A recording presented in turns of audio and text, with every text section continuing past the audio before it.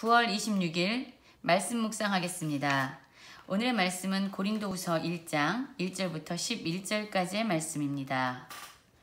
고린도 교회는 바울이 1년 반 동안 고린도 지역에서 사역을 하면서 세운 교회였습니다. 그런데 이 교회는 교회 내부적으로는 서로 은사를 가진 것에 대해서 자랑하고 또한 아볼로파다, 바울파다, 베드로파다 라고 이야기하면서 당파를 나누어서 분열을 했습니다. 또한 이 교회 안에는 성적인 문란함의 문제가 있었습니다. 또한 제사의 문제나 또한 결혼에 대해서나 부활에 대해서 이 고린도 성도들은 많은 질문을 가지고 있었습니다. 고린도 교회로부터 편지를 받고 바울이 그들에 대한 그 제기한 질문들에 대해서 답변을 하면서 그들의 문제를 바로잡을 것에 대해서 권면하면서 쓴 서신은 고린도 전서입니다. 그렇게 교회의 내부적인 문제에 대해서 바울이 권면했던 서신이 고린도 전서고요. 오늘부터 살펴보게 될 이 고린도 후서는 그 고린도 교회에 외부적으로 거짓 교사들이 들어옵니다. 그리고 바울이 진정한 사도가 아니다. 그는 거짓 사도다 라고 이야기하면서 바울의 사도권에 대해서 부인하는 그런 일들이 교회 안에서 벌어집니다. 그 소식을 듣고 바울이 고린도 교회를 향해서 나는 하나님의 뜻으로 된 참된 사도다 라고 자신의 사도권에 대해서 강력하게 변호를 하면서 쓴 서신이 바로 고린도 후서입니다. 또한 가난한 예루살렘 교회를 연보하면서 그들을 도와주어야 된다라는 목적으로 기록된 것이기도 하죠. 그런데 이 책에서 바울은 자신의 사도권에 대해서 아주 강력하게 변호를 하는데 그 이유는 만약 바울의 사도권이 부인되면 지금까지 고린도 교회에 대해서 선포했던 그 교회를 향해서 가르쳐오고 이야기했던 예수 그리스도의 복음이 부인되기 때문입니다. 그래서 바울은 자신의 사도권에 대해서 강력하게 변호하면서 그가 전한 예수 그리스도의 복음을 강하게 주장하고 있는 것입니다. 바울의 사도권이 흔들리면 복음조차 흔들리는 그런 위기 가운데 고린도 교회가 처해 있었기 때문입니다. 1장 1절부터 우리가 살펴보도록 하겠습니다. 하나님의 뜻으로 말미암아 그리스도 예수의 사도된 바울과 형제 디모데는 고린도에 있는 하나님의 교회와 또 온 아가야에 있는 모든 성도에게 하나님 우리 아버지와 주 예수 그리스도로부터 온 은혜와 평강이 있기를 원하노라 이렇게 시작합니다. 여러분 고린도 후서는 바로 서신서입니다. 이 서신서는 발신자가 있고 수신자가 있죠. 그리고 문안 인사로 시작하죠. 지금 이 서신을 쓴 발신자는 바로 바울과 디모데였습니다. 바울은 이야기하죠. 자신을 소개할 때 하나님의 뜻으로 말미암아 그리스도 예수의 사도된 바울. 나의 뜻이 아니라 나의 원함이 아니라 내가 사도된 것은 내가 예수의 사도된 것은 바로 하나님의 뜻으로 말미암은 것이다 라고 얘기하면서 바울은 자신을 소개합니다. 그리고 수신자가 나오지요. 이 수신자는 고린도에 있는 하나님의 교회와 또 온 아가야에 있는 모든 성도다 이렇게 얘기합니다. 그래서 수신자는 고린도 교회다라고 얘기하고 있죠. 그러면서 이들에게 하나님 우리 아버지와 주 예수 그리스도로부터 은혜와 평강이 있기를 원하노라. 은혜와 평강을 그들에게 있기를 원한다라는 글로 문안 인사를 시작하고 있습니다. 1장 3절부터 보면은요. 바울은요. 이렇게 고백합니다. 찬송하리로다. 무엇을 찬송합니까? 우리 주 예수 그리스도의 하나님, 자비 하나님, 모든 위로의 하나님. 우리를 모든 환난 중에서 우리를 위로하시고 우리로 하여금 하나님께 받은 위로로서 모든 환난 중에 있는 자들을 능히 위로하게 하시는 이를 찬송하라 라고 얘기합니다. 오늘 살펴볼 말씀에서 보면은요. 이 위로라는 단어가요. 바로 9번에 걸쳐서 이야기되고 있습니다. 위로라는 단어가 지금 계속적으로 이 뒤에도 계속 나오고 있습니다. 여러분 지금 바울은요. 모든 환난 중에서 우리를 위로하실 수 있는, 그리고 자신들뿐만 아니라 모든 환난 중에 있는 자들을 위로하실 수 있는 하나님, 위로의 하나님이시고 자비의 아버지이신 하나님을 찬양하고 있습니다. 그리고 얘기하죠. 1장 6절에서 보면 우리가 환난 당하는 것도 너희가 위로와 구원을 받게 하려는 것이요. 바울은 이야기합니다. 우리가 환난을 당하는데 그 목적이 있다. 왜냐하면 너희도 동일한 환난을 당할 때에 우리로부터, 먼저 환난을 당한 우리로부터 위로와 구원을 받게 하려는 것이다. 그리고 우리가 위로를 받는 것도 너희가 위로를 받게 하려는 것이다. 이렇게 이야기하고 있습니다. 여러분, 지금 바울은 고난이 있을 때마다 하나님께 위로를 받는다라고 얘기합니다. 그럼 이 바울은 또한 자신이 받은 위로로 고난 가운데 있는 이 고린도 성도들을 위로하고 있지요. 그러면서 우리가 받은 것 같은 고난을 너희도 견디게 하느니라. 이 위로가 고난 가운데 견딜 힘을 준다라고 얘기합니다.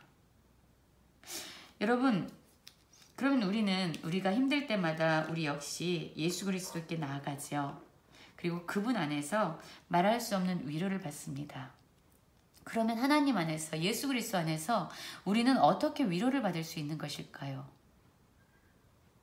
예수님은요, 십자가로 나아가는 길에서 모든 고통을 받으셨습니다.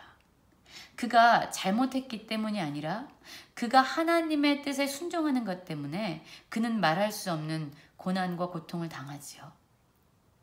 예수님을 위해서 죽기까지 한다고 했던 제자들로부터 버림을 받습니다. 그가 사랑했던 가룟 유다는요, 예수님을 돈 몇 푼 때문에 그를 팔아버립니다. 또한 예수님은 사랑하는 제자인 베드로에게 부인당하시고 배신을 당하십니다. 그는 외로움 가운데 계셨습니다. 그리고 빌라도의 법정에서 그는 억울한 누명을 쓰고 또한 쇠가 달린 책찍으로 매를 맞으십니다. 사람들은 그의 얼굴에 침을 뱉습니다. 그리고 고개를 돌리면서 그를 거절합니다. 그의 옷은 산산이 찢어졌고 또한 예수 그리스도는 십자가에서 모든 몸이 발가 벗겨진 채 공개적으로 성적인 수치를 당하면서 사람들 앞에서 매달려 계셔야 했습니다.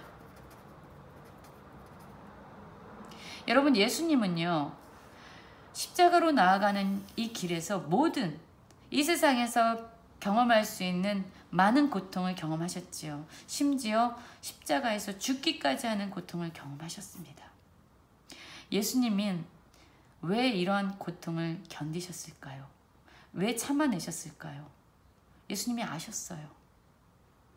예수 그리스도를 믿는, 예수 그리스도와 동일한 이 믿음의 길을 걷는 우리가 예수님이 당하는 이런 고통과 동일한 고통을 경험하게 될 것을 아셨습니다. 그래서 예수님은 먼저 이 아픔 가운데, 고통 가운데 서 계셨습니다. 모든 것을 견뎌내셨어요. 그래서 우리를 위로하실 수 있는 분이십니다. 우리가 고난받을 때, 우리가 억울한 누명을 쓸 때, 우리가 외로운 가운데 있을 때, 사람들로부터 거절받고 성적 수치감 가운데 있을 때, 죽음의 고통 가운데 있을 때, 우리가 매를 맞을 때 우리는 언제든지 예수님께 나아갈 수 있습니다. 예수님, 저는 아파요. 너무 상처 입었고 너무 고통스럽습니다. 라고 이야기할 수 있습니다. 그럴 때마다 우리는 예수님의 위로를 받을 수 있습니다. 예수님께서 우리에게 말씀하시죠. 내가 안다. 내가 너의 고통을 안다. 왜냐하면 내가 너가 당하는 고통을 동일하게 경험했기 때문이다. 라고 말씀하시면서 우리를 위로하시고 우리를 체휼하실 수 있습니다. 그래서 우리는 고난 가운데 있을 때마다, 우리가 힘겨운 아픔 가운데 있을 때마다 예수님께 나아가서 상처를 치유받을 수 있습니다. 그분이 사랑과 그분의 자비와 그분의 은혜로 우리를 체휼하실 수 있습니다. 그것이 예수님이 우리에게 주신 위로의 은혜예요. 하나님 역시 동일하시지요. 그분은 자신보다 더 소중한 아들을 십자가의 죽음 가운데서 내어주셨습니다. 두려움을 넘어서는 사랑으로 그 모든 고통을 견디셨어요. 그래서 우리에게 말씀하실 수 있습니다. 내가 너의 모든 고통을 안다. 내가 너를 치유할 수 있다라고 얘기하세요. 예수 그리스도와 하나님은 모든 자들, 모든 고난에 있는 자들을 위로할 수 있는 능력이 있으세요. 왜냐하면 그 고통을 먼저 경험하시고 모든 것을 아시는 분이기 때문입니다. 여러분, 그래서 우리는 모든 고난 가운데서 우리는 언제든지 예수님께 나아갈 수 있습니다. 그분이 모든 고통을 아셔서 우리를 위로하실 수 있는 분이기 때문이죠. 바울은 얘기합니다. 또한 1장 8절에서 보면은요, 형제들아 우리가 아시아에서 당한 환난을 너희가 모르기를 원하지 아니하노니 힘에 겹도록 심한 고난을 당하여 살 소망까지 끊어지고 우리는 자신이 사형 선고를 받은 줄 알았으니 이는 우리로 자기를 의지하지 말고 오직 죽은 자를 다시 살리시는 하나님만 의지하게 하려 하심이라. 여러분, 우리가 고난이 심해서 죽을 정도가 될 때 우리는 압니다. 우리가 얼마나 무력한 자인지, 우리가 얼마나 연약한 자인지, 우리에겐 살 소망이 없고 우리는 우리 자신을 치유할 수 있는 소망이 없구나. 그래서 우리가 고난 중에 바라보게 되는 것은 죽은 자를 다시 살리시는 부활의 능력이 되시는 하나님밖에는 우리가 의지할 것이 아무것도 없구나 라고 우리는 깨닫게 됩니다. 여러분, 우리가 고난 가운데 있으십니까?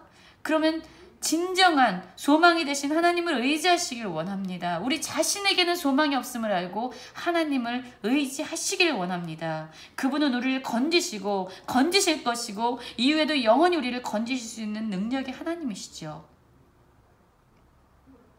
여러분, 이 시간 우리는 오늘 말씀을 묵상하면서 우리가 고난 받을 때마다 우리를 위로하실 수 있는 주님께 나아가서 그분의 위로를 경험하시기 원하고, 그분께 위로를 받으시면 또한 우리가 받은 위로로 고난 가운데 있는 자들을 위로하기 원합니다. 그래서 그들이 예수 그리스도 안에서 참된 치유를 받는 그런 은혜를 누리게 되기를 원합니다. 그리고 우리가 고난 가운데 있다면 우리에게 더 이상 소망이 없음을 알고 진정 죽은 자를 살리실 수 있는 하나님 안에서 소망을 갖기를 간절히 원합니다.